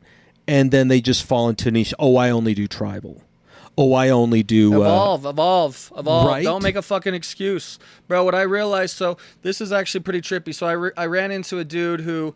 He started tattooing like at a certain point, and and this is no disrespect to any tattoo artist, but it's like there's some that they just stay the exact same. They've been tattooing for 15 years, but I'm like, and their art your work hasn't looks changed. like you've been doing it for like 3 years maybe. Yeah. I'm like, I've been tattooing for 4.5 years. Like, if you put the work in, like you will make shit happen. You know what I mean? Yeah. And it's like I'm gonna mentor my dad, but I'm like, I don't like.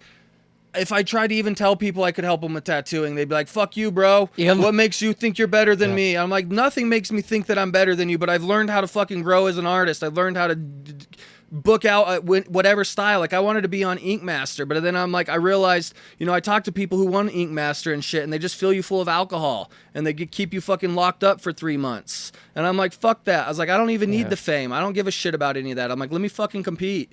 You know what I mean? It's like I've done two conventions, and I haven't got to compete in any of my pieces. But with these guys, Dr. Pickles, like I'll be able to compete because they're going to be doing shows because they're going to be in the U.S. So it's like it's just like. No, but it's so cool because and that's what I would love to see more artists because I think they get locked into that. That's why they don't evolve because they're like, oh, I'm a calligraphy guy. That's cool because words mean a lot to me. That's why I got this on my arm. Yep. And I could have got that anywhere. Yep. But I knew exactly where it needed to go. Yep. And I got this one, and this is my talent, is being able to use my words. Yep. So both of them transfer the meaning into it, but it's really difficult to be able to work with an artist who's just like, yeah, dude, whatever, it's just hourly, so whatever you want. Mm-hmm.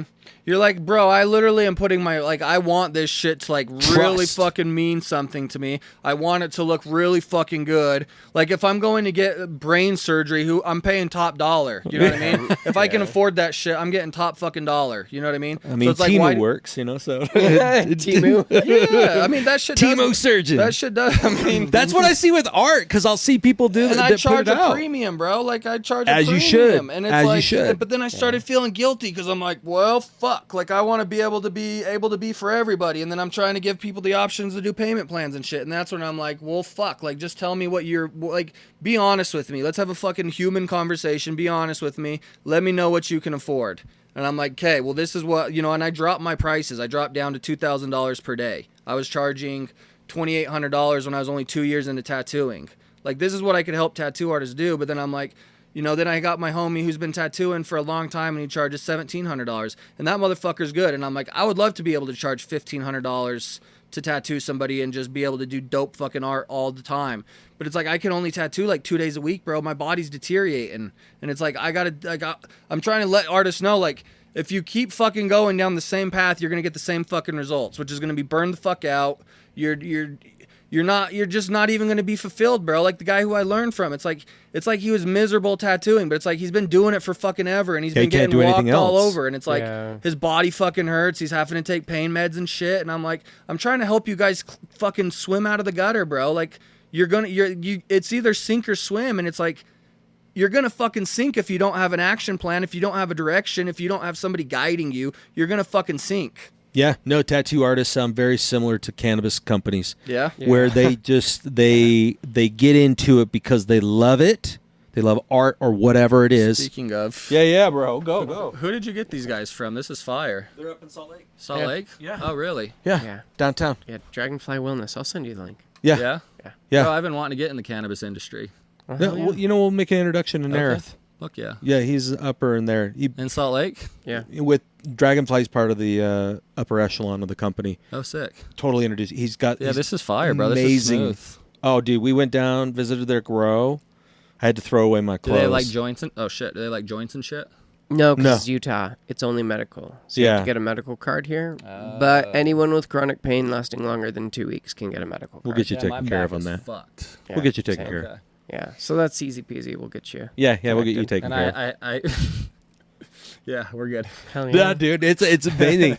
No, I just see that a lot having with it where, like you're saying, tattoo artists have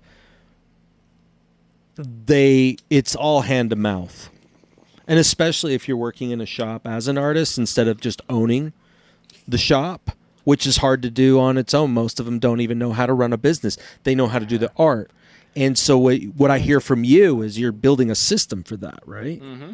So they're able to follow through it, not on just I already like have it all. It's already built, bro. It's already ready to go. Now it's Wow. just like I have the people to help me basically build the back end system because it's like I was sending freebies out. You know what I mean? Like I had a fucking sick ass freebie and I had like 4 people want it, and I'm like, bro, I'm literally telling you guys you can make $25,000 a month and nobody wants this fucking freebie. Like this is no, because they'll call you a grifter on that. They're like, oh, he's a grifter. And I'm like, bro, I'm literally fucking gonna DM it to you. I don't even need your fucking email. I'll literally fucking DM it to you. Want me to send it in a fucking in a mailer? I'm not gonna spend my fucking money or my time to do that shit. But I've already created it. All you gotta do is say I want it. All I gotta do is say I want it. And then I can fucking show you how I can help you make $5,000 in new business in 60 days, or you can fucking. I'll give you your fucking money back, bro. I was going to extend my services because they're there for 3 months. I will give you another 3 months, but I'll give you your fucking money back if you don't make $5,000 in 60 days. That's, you know what? And like, what else can I fucking do? Like, handhold you? Like, Yeah. well, dude, it's like that's what the cannabis world needs too. Yeah. It needs somebody super smart in the business world, but also partakes because you can't really. It's like telling tattoo artists you could. I'm a perfect candidate, bro. Well, for sure, but no, I mean, dude, I love your idea on shifting the world of tattoo, because if you're being able to give them that real training that they need, to have a certain mindset, or to find somebody to be there to be that mind, because you don't want to just be hunched over. Like that's the thing I see my friend. Bro, my back is fucked. Oh, dude, my buddy's back is totally I'm having fucked. to pay like. Bro, I just paid $200 for a visit. I had a fucking chiropractor visit the day before that I paid $90 to. And I'm like, I got 20 more muscles to work on. It's $50 a muscle. And I'm like, all right, it's $2,000 to make my back better. And I'm like, I'm working with the pastor's kid. He's helping me. He's training me. You know what I mean? So it's like, I'm doing all the right things, but it's like, if I can save you guys from having to go through this shit, like, Yeah. Save yourself some pain in the long run. it but- hurts, bro. Yeah, Like, dude, that's why you listen to the it old hurts. guys. It's like, don't do that. You'll regret it when you're No, older. And you're like, I love fuck talking you, to old man. I love talking know, to old right? people, bro. I'm like, I see somebody who's 50 and they look 30. I'm like, what's the secret to life? And they're like, be fucking happy. And I was like, bet. You Yeah, know what I right? mean? Yeah, Cool. right. Cool. Yeah. Like Magic I could sauce. Yeah, Oh, literally. yeah. And how do I make it? Well, there's a study on how much anger and hatred actually affects our cardiovascular system worse than like almost any other thing, whether it was high cholesterol or high blood pressure. Like that alone was more damaging to our bodies, just hatred Yeah, and anger, and like bro. thinking about it, living in that, feeling that constantly is just Totally. yeah. Well, there's that. It's like Dr. Komodo or something like that. But he did that study in Japan where if you speak life into the water, you will Oh, crystallize. yeah. You know what Yeah, I'm talking sound of about? water. I know that one. Yeah. Yeah, the shape of water. Yeah, it'll That's what it is. crystallize. If you speak love to it, it'll Yeah. make like these beautiful patterns. And if you speak ugly things to it, then it's like it looks Has a worse, whole and it's different like, pattern. bro. So I'm like, that's why you bless the water. You know what I mean? It's Yeah. like why I'm like whenever I'm cheersing to somebody, you know what I mean? It's like I used to do that with beer, but I quit drinking like 3 weeks ago, and so now it's like sparkling water is like that's the new vibe. You know what I Yeah. mean? And it's like, cheers to the good life. Yeah. So you recently made that change then? Well, no, Who bro. brought I've been that doing on? like cheers and stuff. Like No, the- but imbibing alcohol. Oh yeah. I quit drinking when I got the tattoo in Colombia, bro. This is actually a pretty wild story. So when I was out there, I was going to like, I feel like meet Jesus for the first time, and so I was like feeling the spirit, and I was crying. I did like a cold shower, and it wasn't. The water wasn't working, and so it was cold, and I was like, this is the baptism, and I was like, okay, I'm just gonna sit in this cold water. And I cried and I prayed, I did all the things, and that's when it was like the motorbike pulled up, and it was just like I see somebody at the back of the shirt, and it was like no drinking. And so I was like, okay, cool. And so the next day after I get tattooed, I ordered a beer, and I had a half of it because I was like, you know what, like a beer sounds good. I'm in Colombia, I feel like I should have a beer. And I go outside, and I'm just like, people are coming up to you trying to like sell you shit and like selling you nicotine, and it's like the wild west out there. Like everyone's just like, you got workers that are walking up and down the street, like everyone's just, it's a frenzy. And I'm going and I'm talking to this dude, and I'm speaking, and he's like, oh, you're American. And I was like, where are you from? You know what I mean?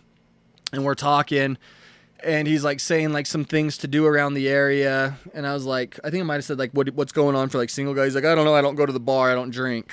And I was like, oh shit, I don't drink either. So I go back in and I finish my meal, and I'm like, I'm not finishing this.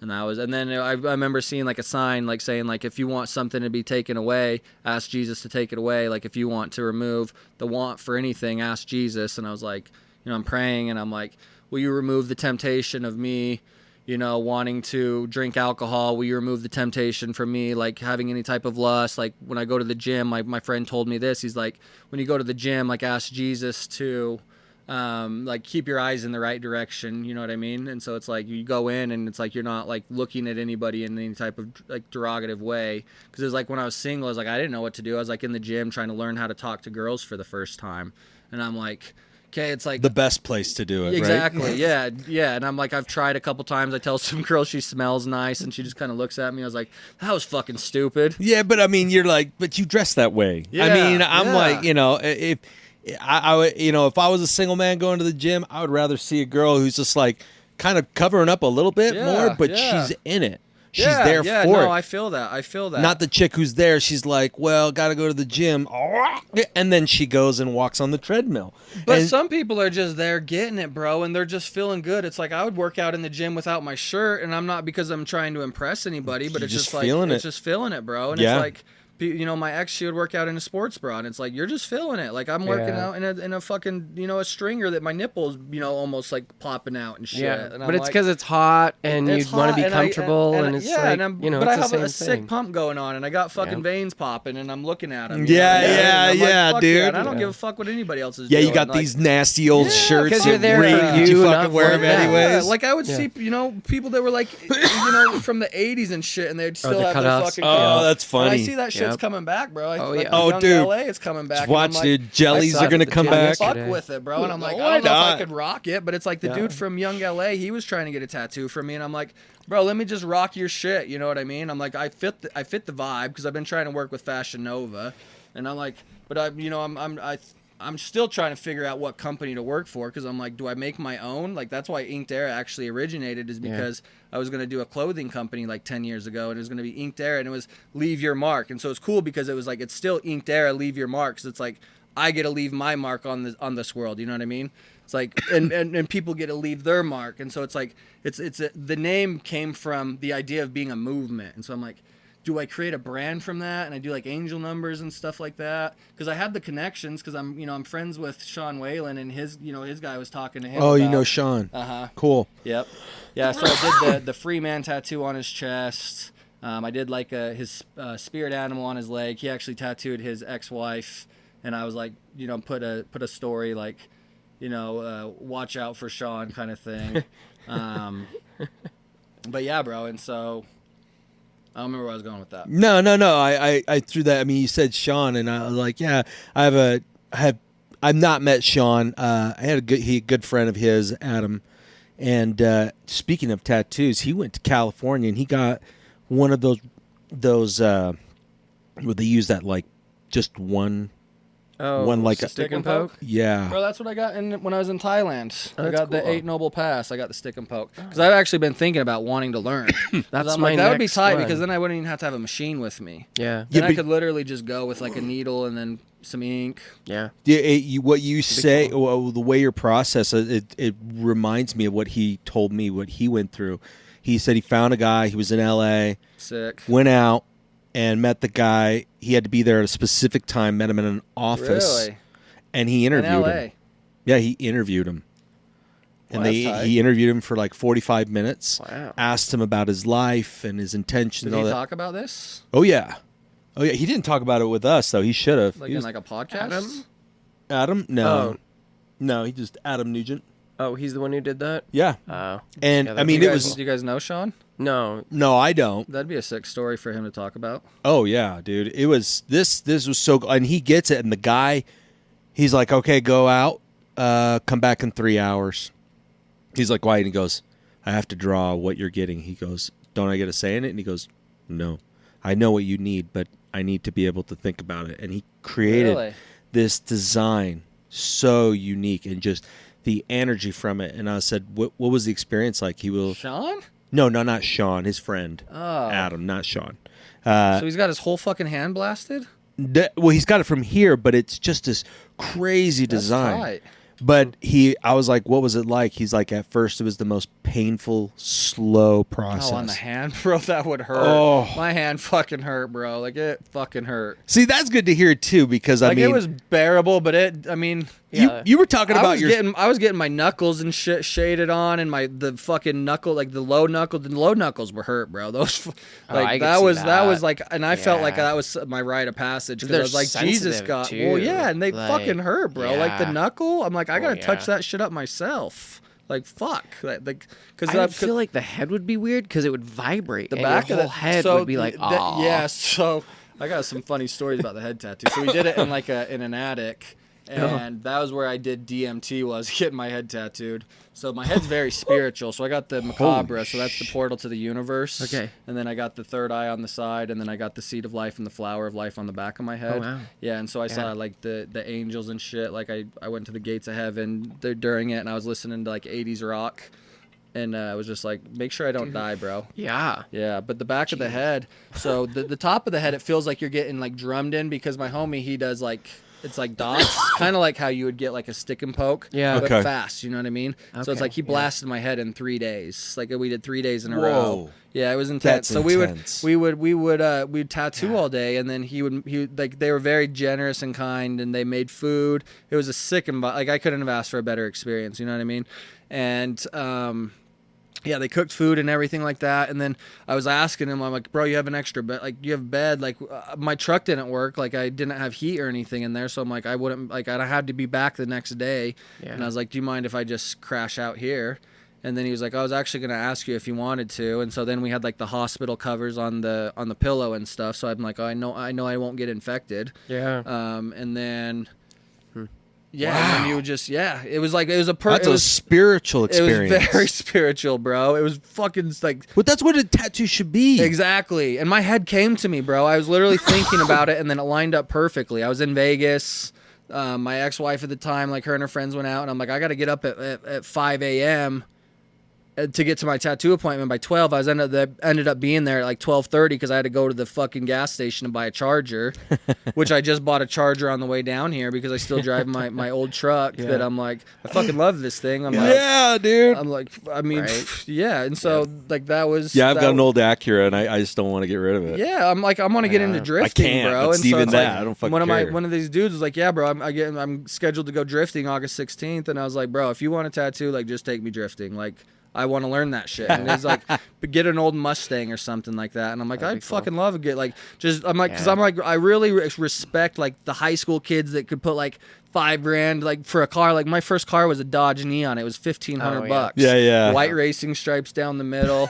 You can create any type of tattoo that you want, bro. You just talk about the experience of but when you're talking about the Sacred Heart, like all that shit, like I've been thinking about like how I would, and that's the thing I needed to let go of, and it's control, bro. That's the whole Fight Club thing. Let go. He's driving on the fucking road, and he's like, bro, that's your problem. You just want to hold on, just fucking let go.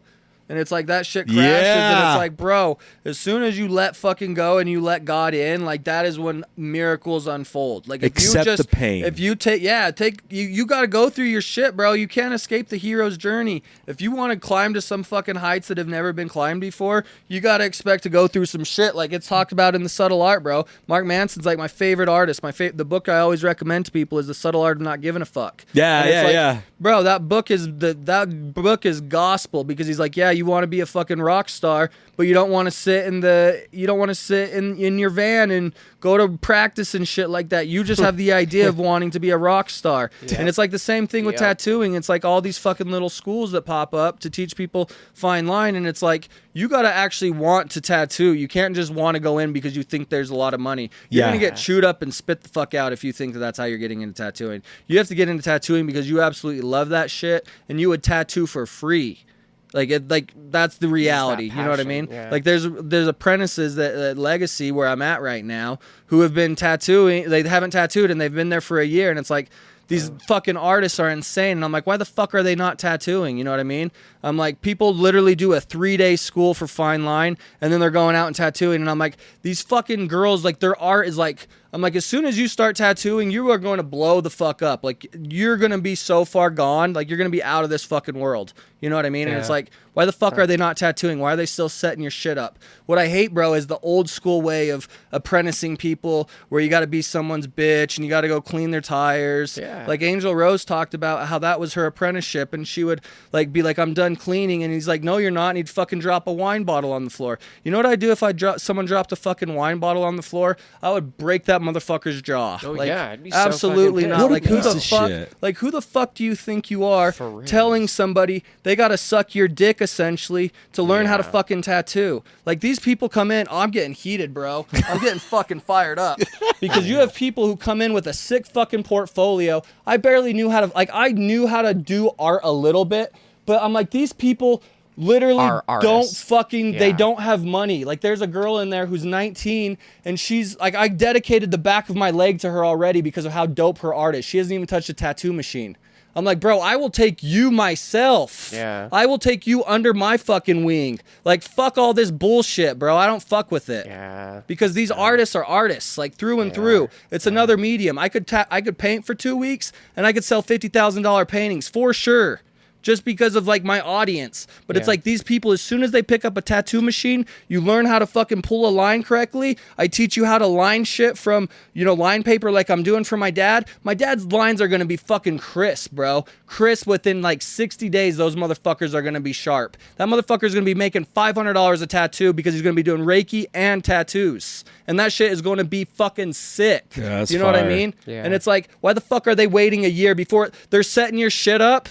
You come into your It's all your the other shit getting person's set ego. up. Fuck that. Yeah. Well, it's not a mentorship, and that's what right now is starved with, and not just within the tattoo industry, all industries. They still have this mentality of carrot and stick. Yep. If you do this shit, I'm heated, bro. I need to hit that. yeah. Go for it, man.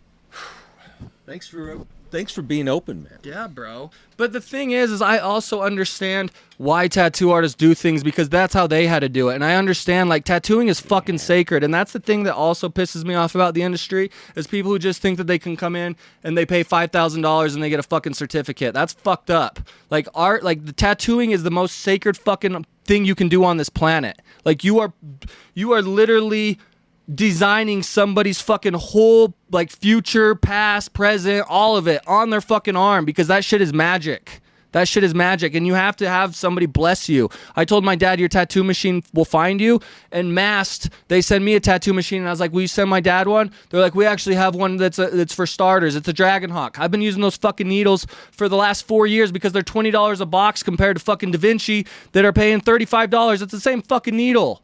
Like, it's just all branding and shit, you know what I mean? And it's like, yeah. It's just keeping the same fucking way that things have been done forever. It's like, bro, we're in 2025. It's time to evolve, motherfucker. Like, get with the fucking times. Yeah. It's okay to change. Yeah, bro. Yeah. It's at any fucking point. Every day you wake up is a new beginning. You can wake up and it's like diet starts to fucking day, not Monday. Like, I wake up and I'm gonna change my fucking life today, and I start doing that shit, and people start thinking I'm crazy because I speak what the fuck I'm gonna do, and then I do it. Now is never too late.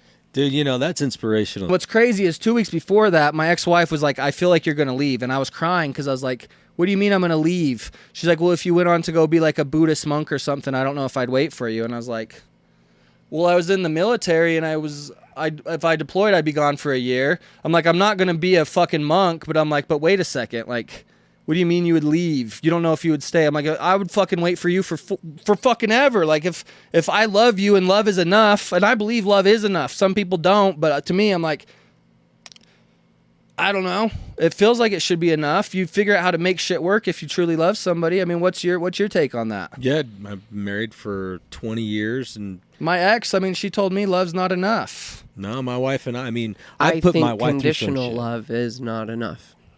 What explain to me what you Conditional love? Yeah. Conditional love is love that is based on conditions. And that's how I've been feeling like my whole fucking life is, because I'm like, it's like almost like the awakening of like, it's a tick for tack. It's like, no, if you love somebody, just fucking like do whatever you can to make, like, think about them. Yeah. It's like when you want to bring Jesus into your life, think about him. When you want to bring God into your life, think about him.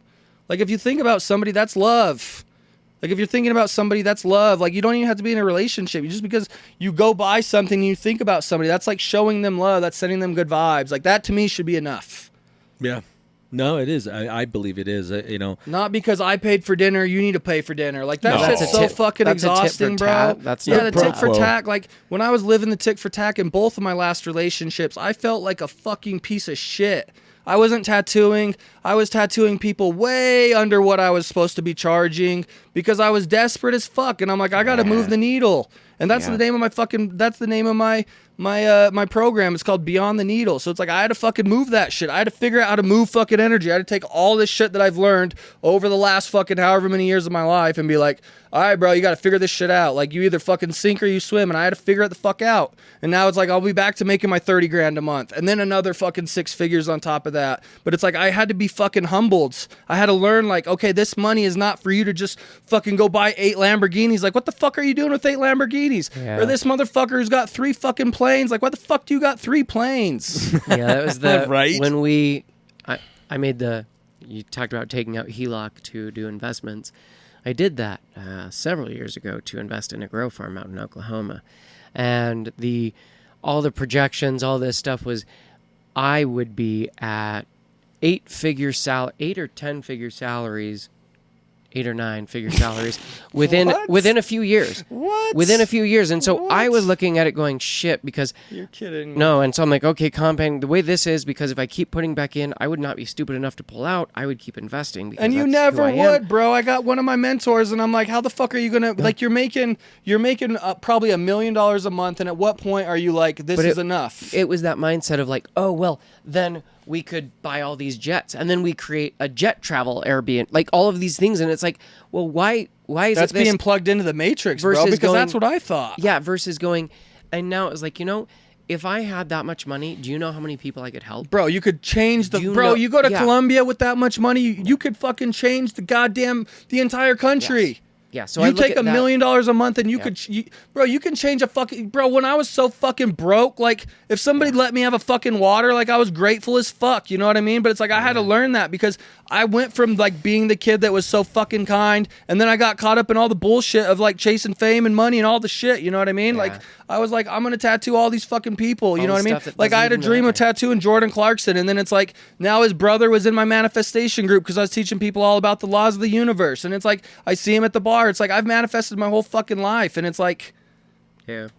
bro, it just... Yeah. Just gotta live in flow.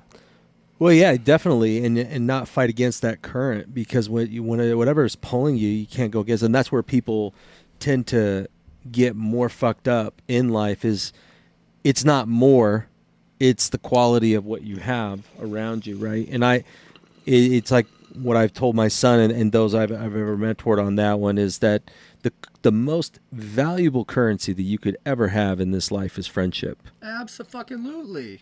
Yeah. That you'll never go hungry.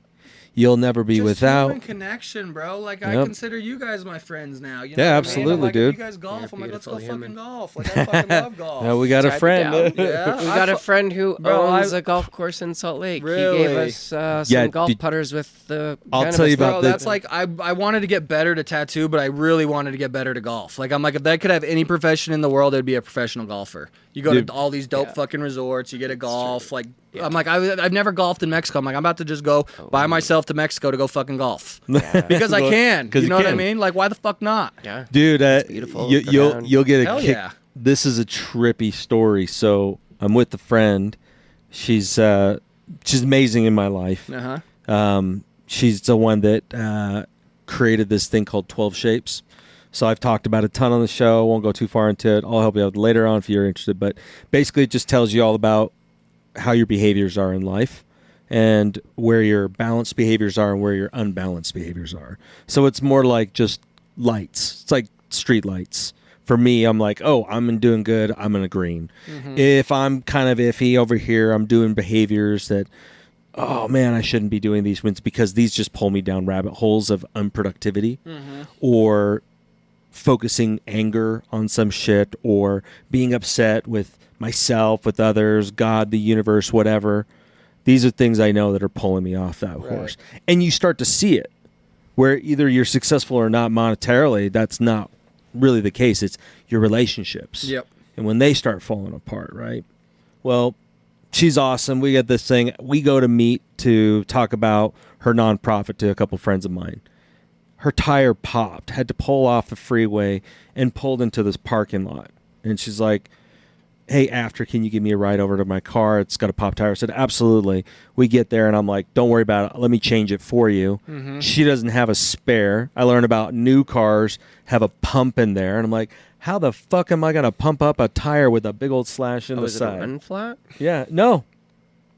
They just don't put spares. Like BMW, a lot of those, they don't, maybe Maserati, like, they don't come with spares on some of those. Oh, yeah. Like, I understand that. I paid $80,000 for a car I knew nothing about, and then I learned that it had a Ferrari engine and shit, and I'm like, I Yep. gotta get another Maserati. Shit was fucking dope. But then I'm like, okay, let me make sure I'm doing it for the right reason, because I'm like, when I bought it the first time, I'm like, this will probably make me look cool, you know what I mean? Yeah. And it fucking was cool as fuck, you know what I mean? And it probably made me look a little cool, but I'm like, I didn't give a fuck. But I was like, I was riding in my fucking fur coat, my Gucci's on, you know what I mean? Living the fucking, the Scarface life. And then I'm like, that was fucking dumb. But I'm like, I want a Maserati. Like, it sounds cool to like roll up in my Izod fucking button up, you know what I mean? Got my clubs in the back, listening to fucking Snoop Dogg as I'm rolling up, you know what I mean? Like, that sounds like a vibe. Yeah. And that's the perfect car for it. It's good in the snow. It's fun. It's a fun car. Nah, dude, but we're at this golf course, and I don't have any of the tools to take off for it. And I'm like, well, I'm sure there's a guy, a mechanic or somebody back here. I walk in the back, and there's this dude over there, and I'm thinking he's like the maintenance dude. And I'm all, hey, man, I've got my friend's tire out here. Sorry, would you have any tools? He goes, absolutely. I'll ride out. He drives me out in his little cart. He looks at it, helps me jack it up. We take the tire off, and he goes, there's a tire place down the road. They'll take care of you. They're awesome. We get the new tire, come back. We're putting it on, and I'm over there trying to put it on. He's talking to this lady, Kim, and she's like, we're talking about 12 shapes, and the guy goes, oh, you guys know about 12 shapes? And we're like, how do you know about 12 shapes? And he goes, oh, I was listening to this podcast. My boy, he always talks about 12 shapes out there. And she goes, what podcast are you talking about? And he goes, Cannabis School. And I had my hat on, and I took it up. I'm all, hey, dude. And he literally freaks out and starts crying and picks me up and hugs me. Really? And he goes, I prayed to God to meet somebody to introduce me to you guys. No shit. No shit. Bro, Ed Milet talked about that when he got off the plane to go to Keaton's house, about how the cab driver always wanted to meet the Diesel brothers. And the Diesel brothers were in the same spot that I was at when I was getting mentored by Keaton. Dude. And there was just like, and then so Ed Milet, because I got the tattoo from, it says Be the One. And Ed Milet talked about that in one of his speeches. And so I got that tattooed on me because it's talking about be the one person that's going to change the trajectory of your family life. And it was like I was on his Instagram because he was like thought that shit was cool. You know what I mean? Because it's like he talked about it and then got the tattoo. So it's like I want, like, my dream is to be on his podcast. Like I listen to him, Lewis Howes, like all those guys. Yeah. The guy that did Quests. Like Oh yeah. I know you're talking Quest Bar. Yeah. I like him. But it's like those are the people I grew up listening to. Yeah. And it's like all of them are preaching the good word. Like Lewis Howes had hearts all over the walls. You know what I mean? Yeah, and I love his story too. I mean, and it's exactly the same thing. You have to fall from grace. I mean, what else is there, bro? What else is there? But that's where it is, man. It's like a lot of people think that they deserve it, but it's just mercy. It's just the mercy. It's prolonged mercy. When you're truly like thinking about like none of this shit matters. Yeah. And if I had copious Buddha, amounts of cash, I would be like, every time I could help somebody, I would. Bro, I'm like, for me, I'm like, for now, I'm like, I was like, I'm finally getting to the place. I'm like, I got $1,000 now, finally. You know what I mean? And it's like, my ex is asking, like, send me a Venmo request for $500. I'm like, why the fuck are you like? Yeah. We separated a while ago. I'm like, I have no fucking money. You just made $50,000, and you're telling me that like you're missing me and shit. But you sent a picture, and I literally was fucking bawling the morning, and I sent her a picture of me bawling. You know what I mean? And it's like. Yeah. You just made $50,000. Why are you sending me a Venmo request for $178? And I'm like, I have $300 to my name. I'll fucking send it to you because like that. Yeah, that's like our portion. Like if it's really gonna continue to be fucking petty and be this tick for tack bullshit, then I'll give you your money. And then it was like a $500 Venmo request. I'm like, I don't have $500 to give you. You just told me you made $50,000. You're probably making $75,000 because she just what she does is she teaches. This is what's fucking crazy. This is how crazy the fucking tattoo industry is. So. She makes like $75,000 to $100,000 a month teaching therapists how to go from insurance to private pay, and they're happy when they start getting phone calls. Phone calls, bro. They get one fucking client and they're happy because it pays for their investment. Because it's like, okay, I'm gonna have this client for 12 times. That's gonna be for this month. This is gonna be X, Y, and Z. So they're getting their investment. I'm telling tattoo artists, I will fucking guarantee you will make $5,000. I was charging $7,777. That was a discount. That shit will be $10,000 for sure. Because you're making $5,000 in 2 fucking months. What happens when you change your whole fucking trajectory? When you go from making $50,000 a year to $250,000 a year, you're now working with all of these fucking brands that I work with. I now turn you into a celebrity tattoo artist. What the fuck does your life look like then? But nobody gets it. It's like they don't understand. I'm like, bro, I literally can see the vision for you. You just need somebody to guide you. Yeah. Well, genius is usually messed over multiple times, right? And that's the difficulty with it. Yeah. Especially where you're expressing yourself through such an amazing sounds medium. like you have a whole course and everything too. So it's already built, we'll bro. make sure we have your links below for everyone. Yeah, we'll have all your contact information down below. I'll talk to my team because we're working on how we're going to pitch it again because I you know, so I have a lot of respect for I Shine. He's the dude in Sacramento. I manifested this to go and tattoo at his shop. So I'm tattooing at his shop in October in Sacramento. So if you're in Sacramento and you're listening to this and you want to get tattooed, hit me up because that shit's going to go quick. So I'll probably only be tattooing 2 days out there and then I'll just be hanging out and vibing. Because I've always wanted to learn from I Shine because I watched his upbringing, how he did it, because that's who I learned from. I didn't have a mentor, bro. I learned from my boy Ivan in Switzerland, who's got 2 tattoo shops, so I'll tattoo him out. I'll tattoo out in Switzerland because I want to go there. I got Oliver Air, who's in London, and that motherfucker just decided to write me off because I was telling people I'm making $2,000 a day, and he's like, who the fuck makes $2,000 a day? I'm like, bro, let me fucking help you, dog. Like, why are you dissing me? Like, I've been doing this shit for 2 years, and you've been doing this for 6 fucking years, and you have 500,000 followers, and you have a sponsorship. I'm like, I got a fucking sponsorship 2 years in, bro. Who gives a fuck? Like, let me help you make some money. And it's like, and then I have you know, I didn't even get to meet Ice Shine, but it's like I just respected that dude. Like, he was ambitious as fuck. He was hustling. I'm like, that's the same vibe. I'm like, I know me and him would vibe. Like, he's on his spiritual journey and shit. And so I get to go out and meet him. I'll pay for his $1,500 course to learn design because I'm like, I want to get it, but I don't have the money yet. I got to get some like excess funds. But it's like that. Like, he's got his own shop. Like, that dude's probably making 6 figures a month. Like, for sure. You know what I mean? And it's like, he's probably like, well, if you're about it, it's $1,500. Like, I discounted this shit 40%. And it's like, he understands the fucking mindset of a tattoo artist. And it's like, but it's like, he's the fucking pinnacle of like who people respect. Yeah. And so I'm like, I'm going to stop doing this because this motherfucker's been doing, like, he's been putting in the work. I've been putting in the work too, but he doesn't fucking know about me. He doesn't know about my story. You know what I mean? Right. Yeah. And so it's like, I'm just like, that's why I was like, and I shouted him out on Instagram. I'm like, I'm going to not do this because I realize like my passion is in tattooing, and I realize like I'm trying to, you know, figure out other ways of making money, and I don't want to quit tattooing because I've told the world I'm going to quit tattooing twice. I've tried to run for my destiny twice. Every time I do that, my life gets fucking hectic. And then I realize I'm like, this is my fucking calling. You know what I mean? Yeah. Instead Dude. of running from it.